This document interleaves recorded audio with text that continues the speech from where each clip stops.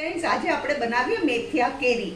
એના માટે મેં શું કર્યું છે, 5 કિલો કેરી એને ધોઈ કાઢી મીઠું અને હળદર નાખીને એને 24 કલાક માટે પલાળી અને પછી સવારે કપડામાં સૂકવી દીધી. 3 કલાક લાગે સુકાતા. અને 1 વાડકો મેથીને મેં વોર્મ પાણીમાં પલાળી રાતના, સવારે કપડામાં એને બી સૂકવી દીધી. આ 5 કિલો કેરી છે ને 1 વાડકી મેથી છે. બીજી સામગ્રી શું જોશે? 2 વાડકી રાઈના કુરિયા, અડધો વાડકી મેથીના કુરિયા. એને મેં એના વચમાં ખાડો કરીને હિંગ નાખી 1 ટેબલસ્પૂન ભરીને એના ઉપર ગરમ તેલ નાખીને આ મેં સંભાર તૈયાર કર્યો છે. હવે બીજી સામગ્રી શું જોશે આમાં? આ સંભારમાં મારે રેશમ પટ્ટી મરચું હું વાપરું છું એટલે મેં આટલું રેશમ પટ્ટી મરચું લીધું છે, અડધી વાડકીથી થોડું ઓછું. એ આપણે આમાં નાખી દઈશું રેશમ પટ્ટી મરચું. બીજું નાખશું આપણે હળદર.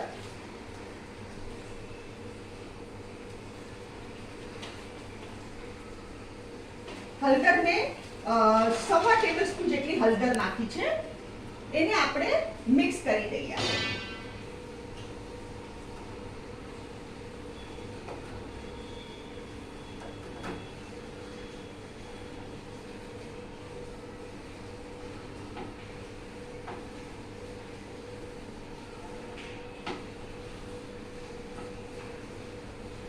સંભાર મેં મિક્સ કરી દીધો છે.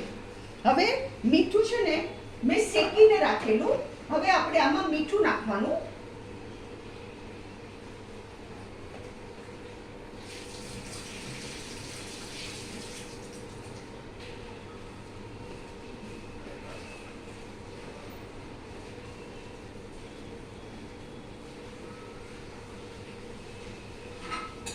મીઠું છે ને આપણે નાખશું 1 વાડકી ઉપર થોડુંક મીઠું નાખશું.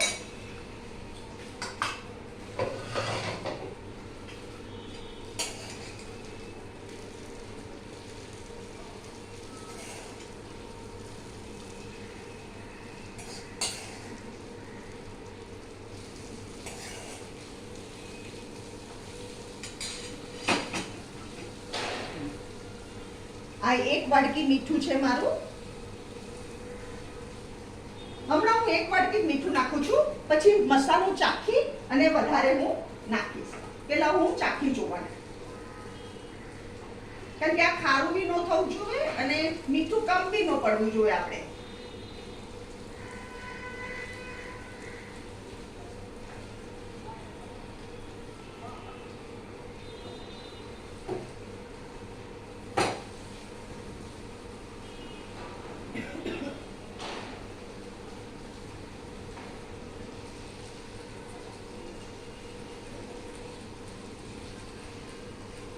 મીઠું પરફેક્ટ છે.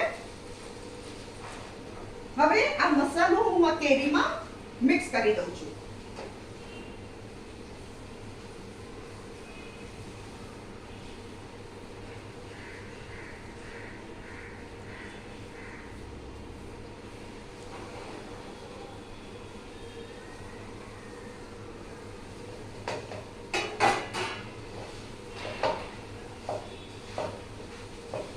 બધું બરાબર મિક્સ થઈ જવું જોઈએ.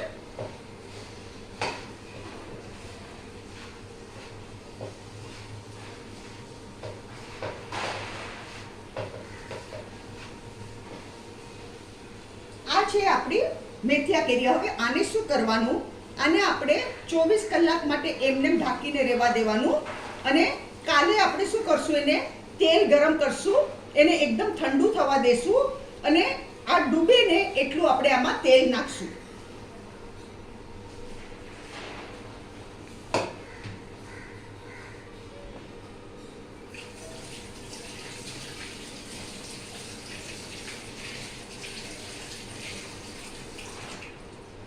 હવે આપણે 24 અવર્સ સુધી આને રાહ જોશું. આપણે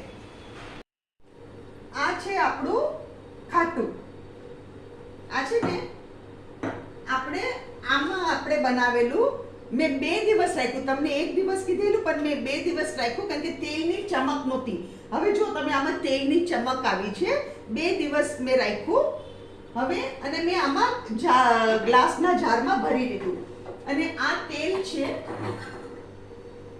આ તેલને મેં એકદમ ધુવાડાબંધ ગરમ કર્યું અને એને ઠંડુ કર્યું રૂમ ટેમ્પરેચર, અને હવે એને આમાં આપણે નાખવાનું.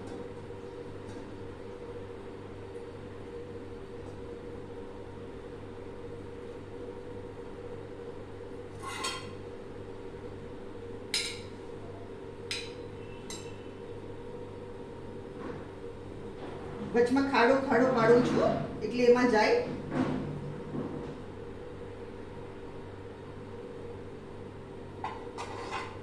થોડુંક હજુ ના